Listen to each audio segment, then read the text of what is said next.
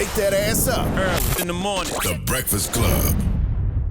Morning, everybody. It's DJ NV, Jess Hilarious, Charlamagne the Guy. We are the Breakfast Club. We got a special guest in the building. I see you waiting to get your ass kicked. Let's go. Let's go. CEO of Red Lobster. Okay, what else? Let's go. Let's go. Damola. Okay, here come the punch.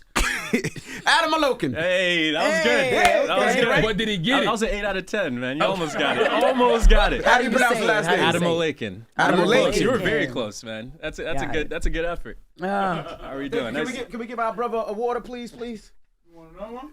Regular Look, water. he gave you a biscuit. Get him a Big water. Mac, you got a mouthful of cheddar cheese Yeah. biscuits. You know, it's crazy, Damola. We interview a lot of people, and people always ask, who do you want to interview?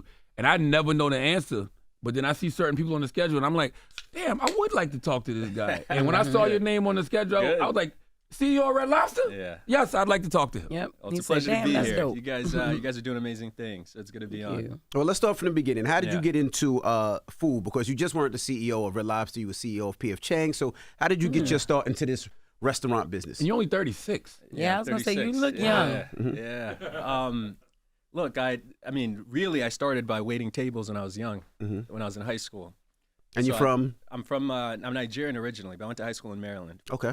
So Nice, nice. I was doing the waiter / runner thing in high school. But in this current track, I started working in finance when I was in college. So I started interning at Goldman Sachs when I was 19, so 17 years ago. Wow. So I got my first internship at Goldman. I was at Brown playing football, and worked at Goldman for 4 years, and then worked at a private equity firm called TPG, and then went to business school, and then worked at a hedge fund here in New York.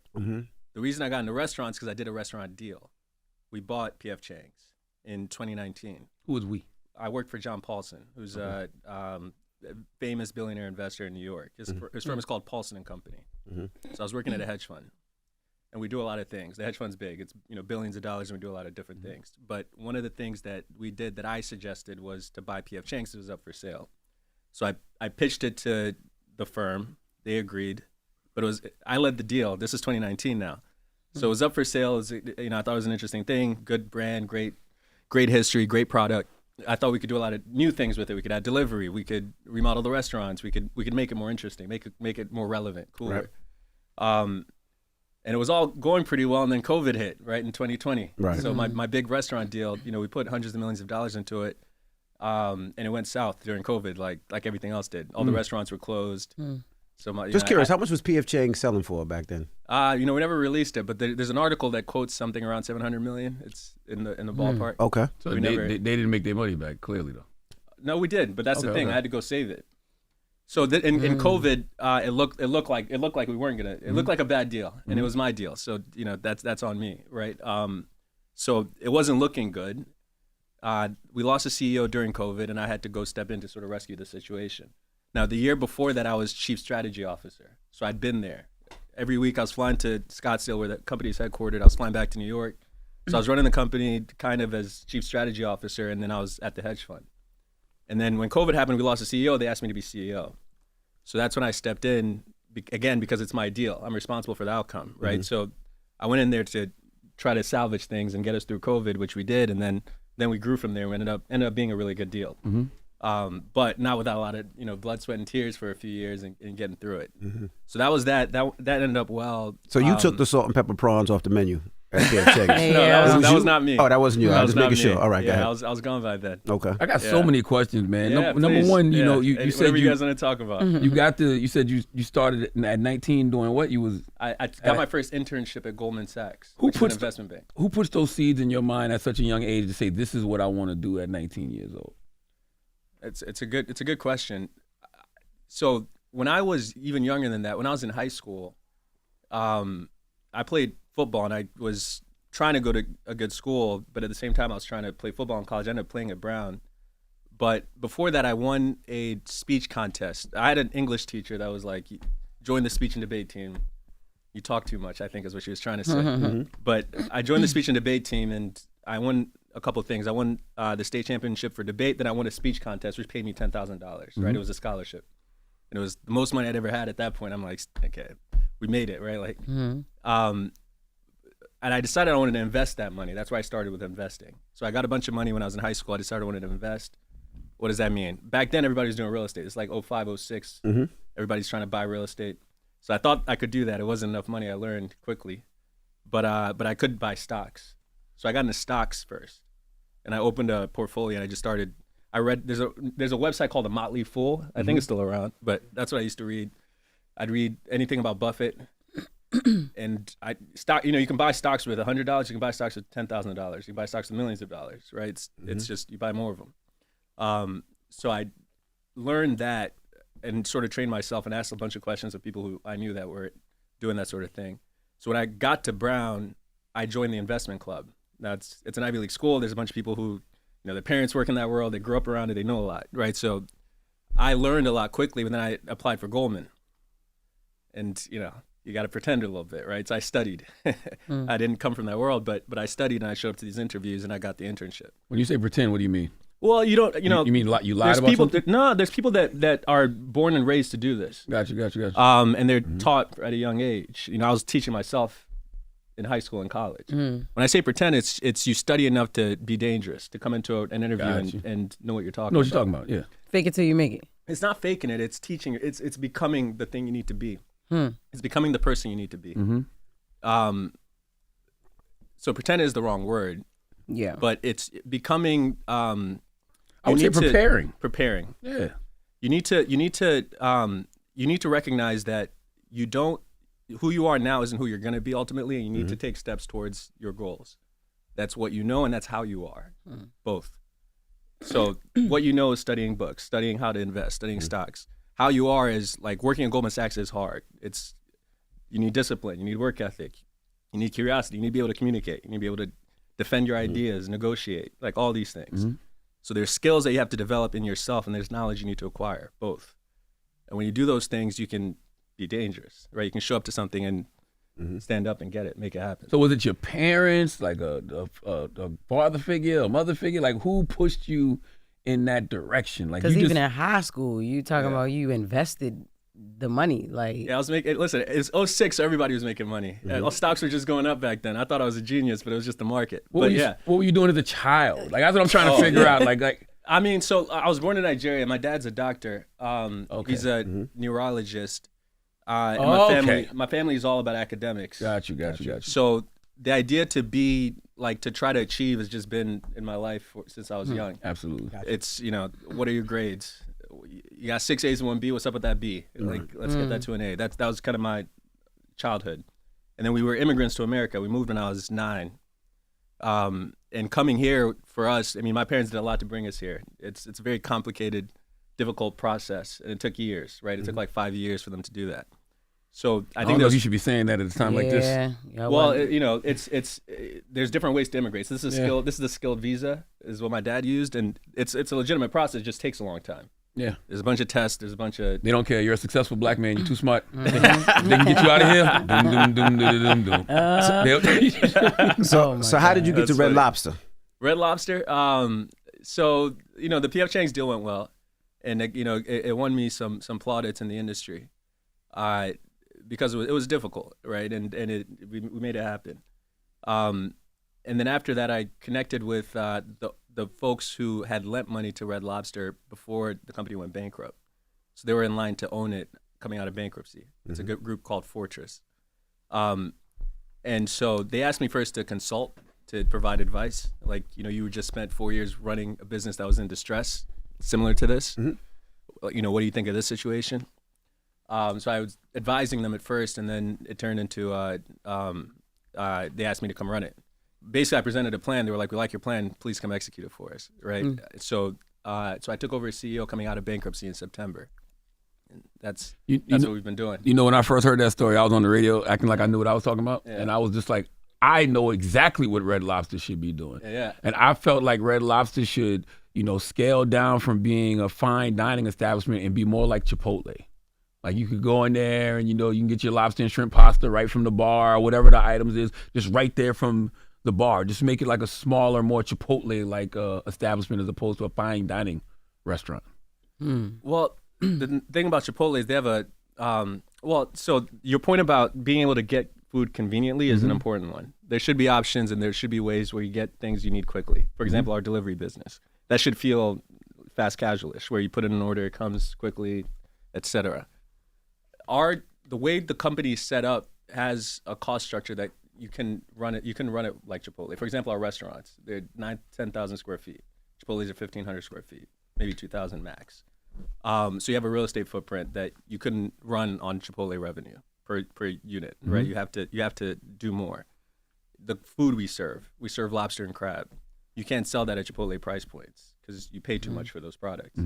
So there's structural differences in the businesses that would prevent that. But that said, some of the things Chipotle is good at, you can be better at, right? Like delivery, digital, speed of service. Those are things that people care about, and definitely you can learn from. So how do you say hold on, remember I started off by saying acting like I knew what I was talking about. I didn't say I knew. I just said, okay. I said acting like I knew what I was talking So about. how do you say Red Lobster now, right?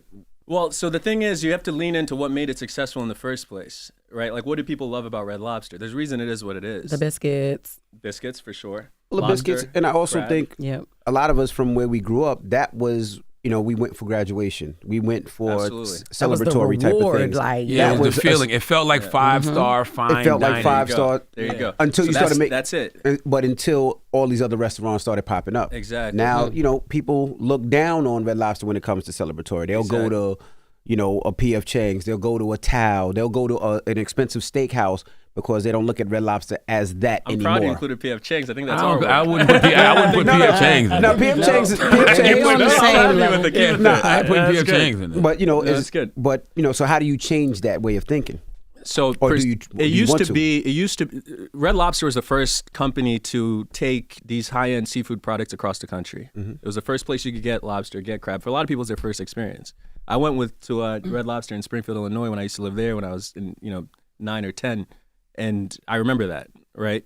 So I think a lot of people have these memories after church on Sundays, important dinners, graduation, etc. It's now you can get these products in different places, but we're still the only company at scale that serves lobster and crab. And by the way, it's not lobster and crab are wild caught products. You can't farm raise them, so they catch them on boats. We buy 25% of the lobster that's caught on boats in North America. We buy a quarter of it. Wow. We buy a quarter of the crab that's caught. By virtue of our size and scale, we can get the best product, which we do. So the lobster you get at Red Lobster is as good as lobster you'll get anywhere. But people don't know that. No, not at all. And so there's a communication aspect to it that need to let people know this is the best product you can get for lobster, for crab. That's number one. Number two, you need to give people a reason. You mentioned Chipotle. If we're not going to be priced as Chipotle, then we need to offer something that Chipotle doesn't offer. And what that is called service and hospitality. Like, you need to come in, you need to feel like you're welcome, you need to feel like you're a guest, you need to be taken care of, you need to get a connection with your server. So it's food and it's service is where we win. And ambiance, because a lot of these restaurants just don't look good. But that's another thing. Red Lobster, that is they just correct. don't Red look Lobster good. feels like McDonald's at times when you walk Like in. it's The outdated floors a little look Yeah. very Yeah. cold. The place looks cold. Just to use the right word, Well, outdated. I did a remodel project at I totally agree. I did a remodel project at P.F. Chang's where we remodeled 80% of the restaurants, right? If you go to them now, it's red, gold, black. It looks Yeah. cool. So that's what we did that. And so this needs something similar, and we're working on that. That takes a bit of time. You have to design it, you have to scope it, you have to test it, you have to prove the results, then you have to raise the money, then you have to go. So that takes time. What you can do now is improve service. We launched something we're calling red carpet hospitality. And we launched that a couple of weeks ago. And if you go and ask a server in Red Lobster about it, they'll tell you about it. Red stands for recognize, engage, and delight. When people walk in, you need to recognize them. Smile. As soon as they walk in, there should be somebody smiling at the host stand to greet them. You see somebody, you're within 10 feet of them, you recognize them. Within 4 feet, you speak to them. We call it the 10-4 rule. You make sure that, when people need to go to the bathroom, you walk them there. You don't point to the bathroom. You escort them. You make sure that you're connecting with them, you're talking with them, you're asking questions. So we're training these behavioral patterns because that's something you can do today, right? And then trying to highlight the quality of the food and introduce some new things like the lobster rolls that are fun, that are interesting. So food and service, and then the third point for sure is ambiance. We fix the things we can fix quickly, like the music is better. If you go to a Red Lobster now, you'll notice the music is better. And you'll notice there's small things like we put the market prices on the lobster. We put the liners on the tables. There's small things you can do now, but comprehensively, there needs to be a remodel, right? And that's something that we'll do in the future. I think that y'all have got a great foundation because the biggest thing is that nobody's ever said the food was whack. Even to this day, you bought them cheddar cheese biscuits and everybody went crazy. Exactly. You know what I'm saying? You think about episodes of the Boondocks when Riley was going crazy over cheddar cheese biscuits. Exactly. Lobster and shrimp pasta's always been my favorite dish. I would fuck that up right now. Like right now. Next time I'll bring it for you. But you know what? Like you're you said, right, 100%. The one reason I stopped going to Red Lobster is because I always felt like Red Lobster's food wasn't as good as a lot of these other places. But now that you're telling me that they're all got from the same place, I just myself felt like it was maybe it's a process type of thing. And if I go to this restaurant, maybe their quality's better. I never felt like y'all food was whack. No, the food is great, and especially again lobster and crab because again we buy most of it. We buy more than every country except a couple. You know, Japan with all their sushi buys a lot of lobster and crab, and I think China's the only other one that buys more than we do. So just because of that, we get the best product. We have scale. We can demand things. We can insist on standards, which we do. So product-wise, it's there, but there's a communication that needs to happen. Right. And I'll tell you something. Like going through what the company went through, the bankruptcy was damaging in a lot of ways. But one of the things that it raises the question, like, do they mess with the product? And the answer is no, right? Because that's one thing you can't mess with. And coming out of it, I just want to get people thinking about Red Lobster how they used to, which is like a fun time, a great meal, great service, great hospitality. And now we need to deliver on that. If I say great hospitality and people go and don't have a good experience, and then that makes me a liar. But we're seeing the results. So before we launched it, we track what we call a sentiment score, which is net positive versus negative sentiment, right? Like what are people saying that it's good versus what are people saying that's bad. It was 30 when I took over. This last month it was 60, so it doubled, right? And that's after we launched these programs. We got people because people want to have a good experience at work. These waiters and waitresses, it's better for them if they can enjoy themselves and talk to a guest, and they're given license to do that. So we basically like let them free on that and gave them some direction, some coaching, some training, and you see the result. So yeah, when you go to Red Lobster next, you'll see it's gonna feel different. The people are gonna take care of you different. There's other things we need to do that'll take time. I agree with you on the remodels, but we're starting. Where we can. Now, what about franchise? I'm sorry, go ahead. Yeah, there was a list that women had put together, right, of places that they don't want to be taken on the first date. Red Lobster was number 11. 11. Jesus. Yes, it was number 11. So, did you see that list? No, I didn't see that. You looking like you didn't see it. I'm gonna show you right after we finish. But would you say that Red Lobster is a valid place for a first date? I mean, lobster on a first date. Can you beat that? Yeah, lobster on a first date? You want to share some Maine lobster, twin lobster tails, rock lobster, Maine lobster? That's right. Okay. I mean, all right. But also on that list, it was P.F. Chang's and Cheesecake Factory. Everything was on that list. I think these are chain restaurants, and there's something about like chain versus independent. Now, if you make the chain experience feel like an independent, like each restaurant's its own, and they have like a culture and personality, then it doesn't feel like a chain restaurant. Yeah. And there's restaurants that do that really well, and we're working to become that. But look, if you go on a date and have some Cheddar Bay biscuits, some lobster tails, some bear-eyed crab, like people are gonna have a great time. I wanted to know about franchise, and I know most of the stores are company owned, but do they still allow certain people to own franchising, or not at all anymore? So all the stores in the U.S. are company owned. There's still some franchise internationally, but it's a smaller group. It's about 30 units abroad. Why is that good or bad? Is it good if somebody that owns it in that area, or do you think it's better because it's company owned, everything is corporately, everything is stamped, everything is the same way? Well, it's trade-offs, right? And so I'll just speak broadly about the franchising model versus the corporate owned and operated model.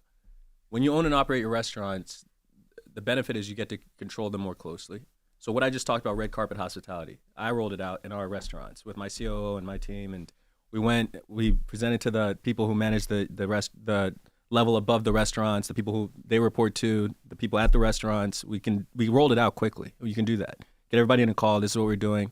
If it's a franchise business, I need to convince a bunch of franchisees, A, to agree that it's a good idea. Gotcha.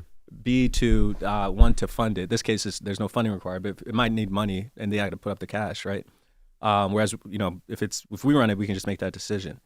So it's easier to do things when you control the business. It's easier to improve and control quality because you'll have some franchisees that do great, some franchisees that don't. Right. Some franchisees that have great hospitality, some that don't, right? So it's easier to manage. Now, the benefit of a franchise model is you have partners that are running smaller businesses. So we have 545 restaurants. If you had 10 franchises, it'd feel like, 10, 50 restaurant chains, right? Which is easier to manage on some level. So there's trade-offs. What you'll see is a lot of fast casual will do franchise models because they're easier to run. Like it's easy to make a pizza. So it's easy to franchise pizza restaurants, right? You put it in an oven for X many minutes. And so they can do that and control the quality because it's just not that hard. When it gets complicated, you have to be careful. Not that you can't do it, but you just have to be careful and make sure that the people you're franchising to can run it and will kind of follow the direction. Gotcha. Yeah, I got more questions. You run a franchise. You franchise a few restaurants. Yeah, right? Crystals. Crystals in South Carolina. Good. Me and my wife bought 5 of them. Good. But I got so many questions for you. But then I was just sitting there thinking about, Red Lobster.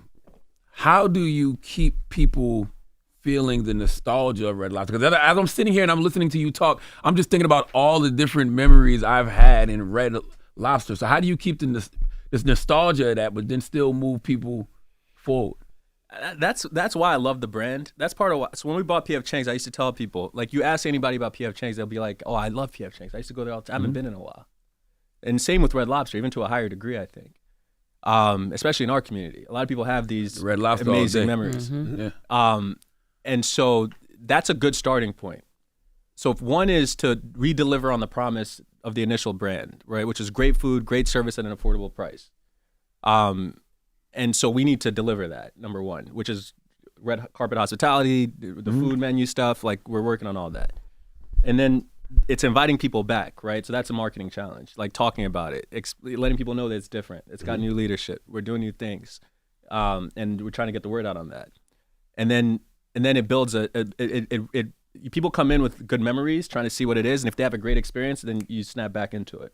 People basically they'll have 3, 4, 5 restaurants in their minds that they go to. It's dinner Thursday night, dinner Friday night. You've got like a list in your head. Everybody does. Do I go to this one or this one or that one? So what you're trying to do is get on that list. And you do that by getting people to try you and then delivering. And then you get on, you do that enough times, then you're on the list. Then you become a place they think about. And you can increase frequency, right? So that's it. It's simple, but it's complicated. It's simple what needs to happen, but it's a big organization and it's a lot of work, right? But the team's motivated and we're getting it done. How do you eradicate the stigma of chain restaurants? Because I think that's another thing too, right? People think chain restaurants just aren't healthy for some reason. Even when I invested in Crystal, I liked the fact that they had a vegan option on the menu and stuff like that. But I also wouldn't try to push anything that I know I wouldn't eat, right? So I would eat Crystal. I would eat Red Lobster. Yeah. Like, how do you get people to eradicate the stigma of just chain restaurants not being healthy, I guess? Yeah. I mean, some chain restaurants are unhealthy based on the products they use.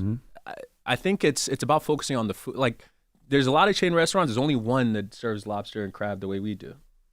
So we are a chain restaurant. That is what it is. But the product is unique. And so it's focusing a bit more on the product. Where are you going to get crab? What chain restaurant are you going to get beard-eyed crab? What chain restaurant are you going to get some of our, we've got this lobster pappardelle that just came out. Nobody has that. What the hell is that? That sounds Lobster amazing. pappardelle is amazing. It came out in November, right? So we're doing some new things on the menu using lobster and crab mostly. So it becomes the differentiator for us is product, and I want it to be service too, hospitality. And if we win on those two, then it's like, okay, it's not just a chain restaurant because it's got something that you can't get anywhere else, and it's got a feeling that you can't find anywhere else. And I feel like family when I get there, and I want to come back. Like, these are the things you can separate yourself on. And I then wanna take my also over family. the summer, y'all had some, like, y'all were working with Casamigos, like running some promotions where y'all had, like, that's good too. I mean, because that's like the drink right now. So y'all got some. With Snoop Dogg, we're talking to him about his new gin drink, right? And so, there's opportunities for co-branding. We've got Blake Griffin right now in our ads. He's dunking lobster into butter, if anybody's curious. You can look that up. But yeah, partnerships are key, right? Y'all got bars at Red Lobster? Huh? Yeah, we got bars. I didn't know that. Yeah. Yeah. And now they got the Casa. bars, got Casamigos, and getting the right partnerships, right? Like people who, because you want to be more relevant. You want to be But like relevant. he just said, I didn't even know there was a bar at Red Lobster. Oh, yeah. Because that's not what people think about when they go watch the game, right? They don't think about going to Red Lobster, and those are some of the things that have to I change. wonder it's because Let's when go we to were the bar. young, like when we were going to Red Lobster, we were weren't young. We thinking weren't liquor, drinking, right? so Yeah, we didn't think. But we go to still the don't bar. think about that now, you know? They were running the ads though. It was commercials they had. Like that's how you seen the thing about the Casamigos. Like, I see That endless was on shrimp. Zeus? I'm sorry. Where'd you advertise that? What? But I never saw the Casamigos Red Lobster commercial. Do you watch TV? Be honest. I'm serious, because to that point, I seen the new partnership with Popeyes and Don Julio, but I never remember seeing a Casamigos Red Lobster. But be honest, you seen that because the girls online, because the videos are going viral with them like acting like it's a section. Yeah, we can't that's do true. that That's if true. we trying to get back to 5-star feeling Red Lobster. We can't have no But to sections, that no bottle point- girls coming out talking about. But there's yeah, things let's you can drink, do, right? We launched a happy tea, hour, like, right? And like a happy hour is a simple thing. Yeah. It's just, same drinks or different drinks, but Yeah. discounted at a certain time. Come 3 to 6, get drinks for $5 is what we're doing. Yeah. So you get your beer, wine, cocktail at $5, discount on the appetizers. So now we need to message that more to to the point. Like people need to know that. But we launched that, and since I got here, we've been doing a lot, right? So that came out in November too. So we want to be a place where you can come hang out at the bar, have a drink, have fun, have a full dinner. It's like it's fancy food, but it's an approachable feeling, right? You don't need to wear a suit, to come to dinner, right? Come, it's we serve all people. Did y'all stop the endless shrimp promotion? That's done. So no more endless shrimp. Jesus. How dare you?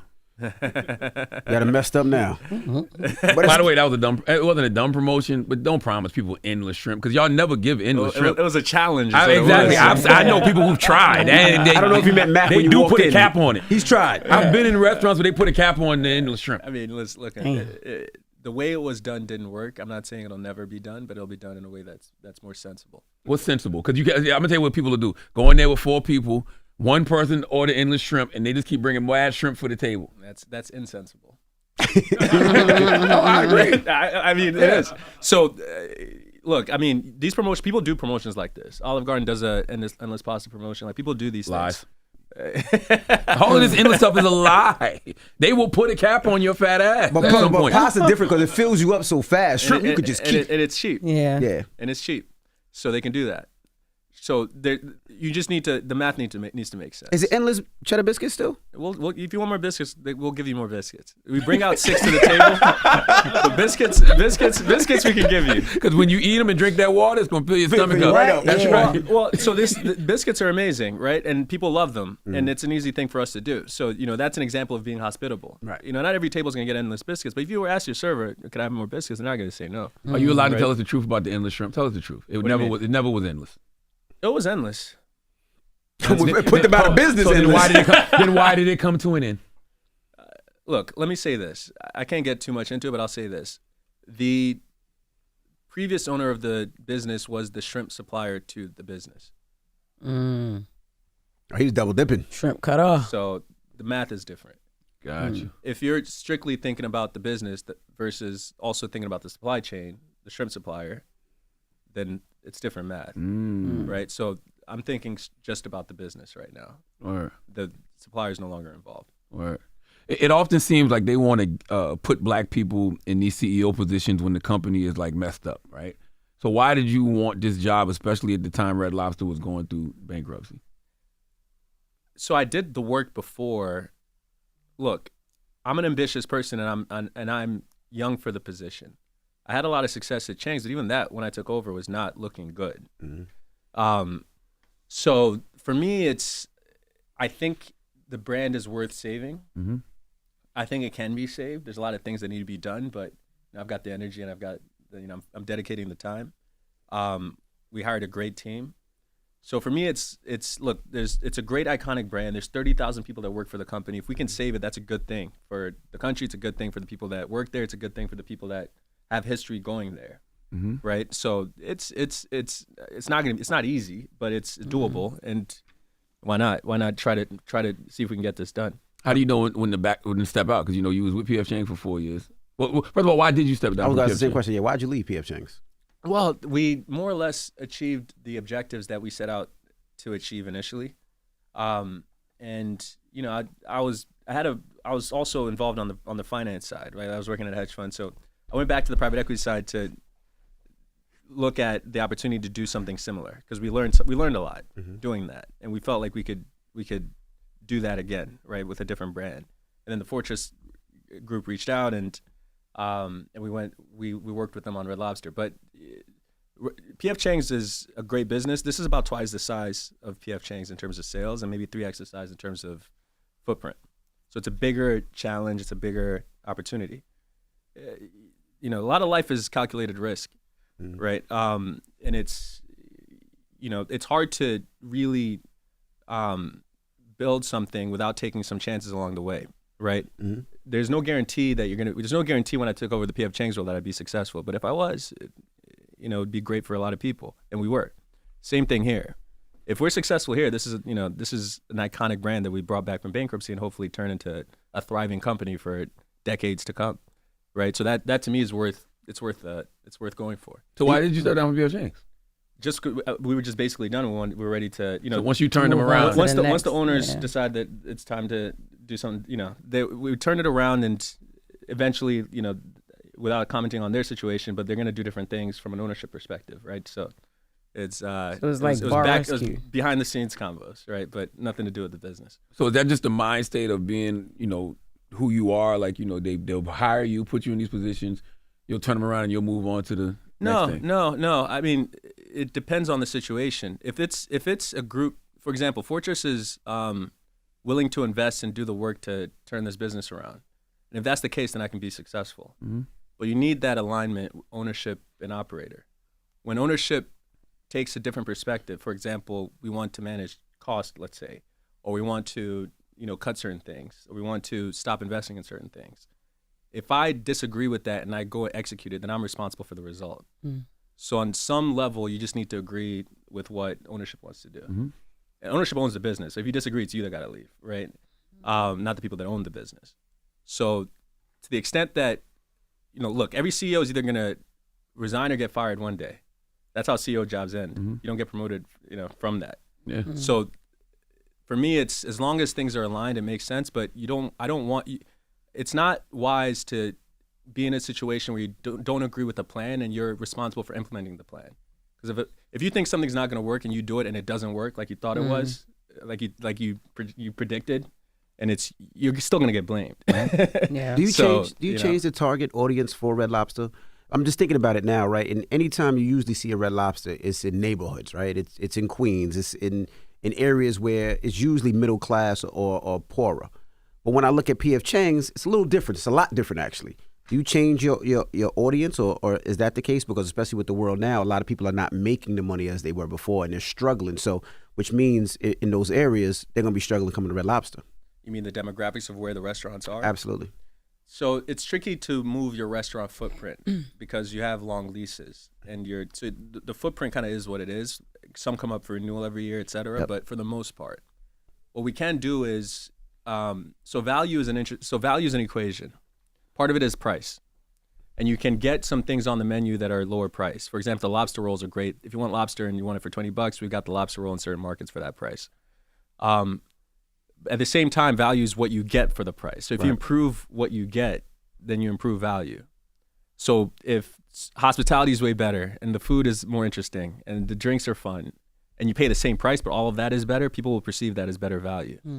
So value is important, but we approach it from both ends. Improve the product and then give people entry-level things that you can get for $20, $15. You know, we have shrimp your way for, you know, $16.99 for 2 types of shrimp. There's things you can do that are approachable if you don't want to do the full lobster for a higher price, right? So I'm looking at the Lobster Fest menu right now. I ain't gonna lie, I might go to Red Lobster this weekend. I'm not even gonna try. I might send me photos. I'm like, I never took my kids to Red Lobster. Never. And I'm like, yo, man, like, tell me and the wife, let's take the kids to Red Lobster just to see what they feel. We'll set it up for you. No, I'm not gonna tell you where I'm going, but I'm gonna tell you. Right.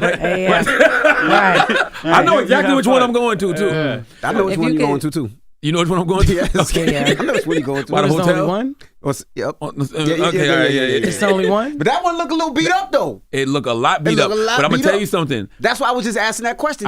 They don't look. I pass it every morning, and in my mind, you know, you just thinking nostalgia. I'm like, damn, yo, back in the day when I was young, that would have been perfect. The hotel right there, the Red Lobster right there. You can go right to Red Lobster, then go right to the hotel. It's still perfect, my man. It's still perfect. That's a motel. That ain't So it's a motel. But think about when you was 17, 18, that would have been perfect. Right. Well, think about when Beyonce said it in the song. What did that do? Yes. When he me good, I take his ass to Red Lobster. What did that do for the sales? And why didn't y'all capitalize on that? Yes. I wasn't here. Oh, yeah, my man said that was before me. That I was didn't before know. my time. It's not too late though, right? Because it's not too late for that. Look. Even when Riley mentioned it on the Boondocks, The Kelsey brothers did something with us. So yeah, I mean, part of the game is to take advantage of cultural moments, right? Like when something happens in the culture, like you want to be on it. So that's something that we weren't very good at in the past, and we need to get better at for sure. did you even talk to them about that? Like, did anybody reach out to Beyonce to say, I don't hey, know. I can't speak to that. Yeah. I wasn't here, but for example, with Flavor Flav, we did, right? Flavor Flav Yeah, reached he out and said he wanted did. to save wanted to save Red Lobster. They did, we did a promotion with them. So it's important for sure. I mean, look, now Kelsey Brothers reach out, we respond the same day, right? Like, so we're engaging, and it's important. Man, I'm so impressed by you because, I mean, number one, you're young, you're 36, you're from Nigeria. I'm just wondering, like, what are the challenges, being so young as a CEO? Do people take you as serious as they should in the business that you're in? Yeah, I think so. I mean, look, I think, the best thing you can do to accrue the respect you want is to just be a person worthy of respect, right? Like if you develop yourself a certain way and you behave the right way and you're a serious person and that's obvious, people will respect you. It's natural. People know, right? If they meet you and they don't feel subconsciously like you're a person deserving of respect, they won't give it to you, especially if you're young. But And black. Yeah, sure. But you can overcome all that just by being a person that's clearly worthy of respect. And then that goes out the window. Like I don't have issues. If I sit down with somebody for 30 minutes, they don't leave feeling like he's not serious, or he doesn't know what he's talking about, or he's not intelligent, or he can't communicate. At the end of it, they're fine. So yeah, maybe before, but you talk to somebody, they know, people know, they understand, right? And so they don't.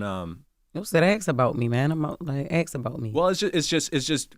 I wasn't. You're not born as a finished product. It's all about development. That's right. So if you work, like I said they made me join the speech and debate team in high school. You're that guy. I You've can been speak that guy. really well now, but that's been a work in process, right? I played football growing up through high school, college. Yeah, it makes you strong physically. But you know what it does? It makes you strong mentally. Discipline. You got to wake up 6 a.m. every day. You got to go train. So you learn things, right? And that becomes part of your character. The emotional discipline, that's important too. And you learn that. So if you spend your life building these skills, you will become a person that has these skills. And that is what people respect. How has Right. the weaponization of DEI impacted you, if at all? Do people say, oh, he's a DEI hire? No, I've just been so successful throughout my life. I don't get that. All right. I mean, you could take, for me, it goes back to early. I aim to excel at everything I do. And there's very little evidence of me not excelling in anything that I've tried to do. Ooh, shit. From football That's to right. Brown to Word. Goldman Man to said, "I'm TPG to Harvard to Paulson. Talk that talk, There's no real L's on the on. Not say I won't fail at anything, and I have failed at plenty. That's But crazy. Let's go talk to them coaches. well, He's not as good as he thought he was. she wants, revision she his wants- she history. wants to know my 40-yard dash. There's a record out there somewhere. That's right. That's funny. Somebody at Brown like, I used to bust his ass. What are you talking about? Yeah, that's a fair point. But and I'm not saying that to brag, but I'm just saying you can build a habit of excellence, and that's how you'll be viewed, right? And so I think anybody can achieve. You just have to build these habits, Yeah. right? So it's really more motivation to people who are listening. Well, coming from Nigeria, you say your dad was a neurologist. I read your mom was a pharmacist. Yeah. Were they upset you didn't stay in like that field in some way, shape, or form? Like, My parents were always just like, whatever you do, just be the best at it. That's all they ever cared about. When we got to America, we lived in Springfield, Illinois. And I remember we went to go get a haircut, and the barber's name was Fresh the barber, and Fresh was driving an S-Class Benz, even though it was a barber. In Nigeria, that's unheard of, right? A barber driving a Benz. But my dad's point when we saw that was, in America, if you're the best at whatever you do, whatever it is, you can do really well. You can have a nice life. You can build something for yourself. So they were just like, you choose whatever you want, but aim to be the best at it, right? Which I think is good advice, because people Yeah. have different interests. Not everybody's going to care about finance. Not everybody's good enough at math to do that, but you might be good at something else. You might start a podcast. Maybe you're very good at interviewing people. You're a very good speaker. You might find some other interest, music or whatever, right? But whatever you do, if you build a mentality that my goal is to be the best at it, then you're gonna do all right. I like this too, man, because it's clear you understand culture. Because I'm trying to think have any CEOs of any restaurants come here? I'm really trying to think. Besides Carbone, no. Oh, Carbone comes in. Carbone Yeah. comes. I don't want to say no because we've been doing it for 14 Yeah, years, yeah. but this is I know the first that Carbone I can came. remember. And why is this important to do? Why is it important to do, media? You got to get the word out, People don't. I live this every day, so I know everything we're doing, but most people don't. So somebody's got to tell them. Is that difficult? Who Do they better listen than to you? me? Do they listen to you? Is that difficult? Do they listen to you? Yeah, I get people listen if I do like a CNN I did a CNN interview, I did a Today Show interview, or I did a Wall Street Journal interview, and those get a lot of views. I think people are curious, right? Like what's going on with this guy, right? 36-year-old CEO, like black guy, what's up? And so there's a curiosity there, but that's fine because that creates attention for the business, which is what I mostly care about. And right? then oh my bad. No, please. And then what's good about it is you get to hear what people want. Yeah. Like we're talking to you about what our and you guys memories represent the were. culture, right? Yeah. Because you guys speak for the culture in a way that not a lot of people do. You talk to viewers all the time. You hear what people are listening to. You see what people are engaging with, what parts of the segment. So you guys know, right? And so yeah, for sure, it's helpful for me to hear, and it's helpful to have a platform to speak and talk about some of the things that we're working on. I do feel like there is room for like just smaller locations. Like if I'm sitting here at the radio station and I want to go to lunch, but I don't want to sit somewhere, like I just want to run in, grab a lobster and shrimp bowl real quick. I feel like there's room for that because you got food trucks that got these lobster rolls and everything else. For sure. If I started the company today, they wouldn't be as big as they are. If I could snap my finger and shrink all of them, you probably would. They were built for a different time. Now a lot of the business is off premise. It's a lot of grab and grow. So my point is that we're kind of stuck with the footprint, right? It's not. Are you reach out? There's an African out here right now who's trying to shrink everything. His name is Elon Musk. I'm sure there's a Doge. I'm sure there's a Doge way of doing Red Lobster. Right? The real estate is not impossible to change, but it's harder to change, and it's expensive to change. If you want to get out of a lease, you need to pay the landlord. How many years you got left? How many dollars per year? Times that by 30%. That's probably what you owe them. And then you got to build a new restaurant. That's a few $1 million per unit. So it's a thing that you would do. You just need to. You have limited capital. You got to make decisions. What comes first, right? But for sure, if you were starting this company all over, you wouldn't have as big. And that was true for PF Chang's too. PF Chang's was 8,000-9,000 square feet. The new ones we built were 4,000 or 5,000 square feet. And you'd probably do the same thing here. And these are bigger. These are closer to 10,000. So it's a good, valid point. Just a harder thing to fix quickly. Before you get out of here, because you already gave the CEO look please. back to your people to wrap it up. What's your involvement with HBCUs? What's Red Lobster doing with HBCUs? Yeah, look. So, before that, Darden, the founder of Red Lobster, Bill Darden, who Darden Company is named after. That's Olive Garden, Texas Longhorn, etc. So he's an important restaurateur in American history. The first restaurant that he opened was Red Lobster, and that, from the very beginning, had a really good relationship with the Black American community. This is in '68, so at the very end of the Civil Rights Movement.